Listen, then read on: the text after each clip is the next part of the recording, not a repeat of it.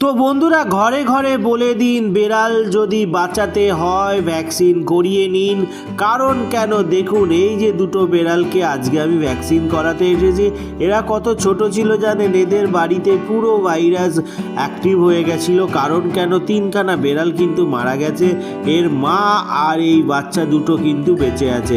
এর মাকেও কিন্তু ভ্যাকসিন করা হয়েছে ওই সময়, যেই সময় কিন্তু ওই বাড়িতে ভাইরাস অ্যাটাক করে গেছে। কারণ কেন, মা যদি অ্যাটাক করে যেত বাচ্চাগুলোকে একেবারেও বাঁচানো যেত না। বাচ্চাগুলোরও কিন্তু ভাইরাস ধরেছিল, বাচ্চাগুলো বেঁচে গিয়ে অনেকটা বড় হয়ে গেছে। সেই জন্যে বলি, ঘরে ঘরে বলে দিন ভ্যাকসিন করিয়ে এদেরকে অবশ্যই ভালো রাখুন, না তো কিন্তু কোনোভাবেই আপনারা এদেরকে বাঁচাতে পারবেন না। দেখুন কতটা অ্যাক্টিভ। যদি ভিডিওটা ভালো লাগে অবশ্যই সাবস্ক্রাইব করে আশীর্বাদ করুন আর শেয়ার করুন।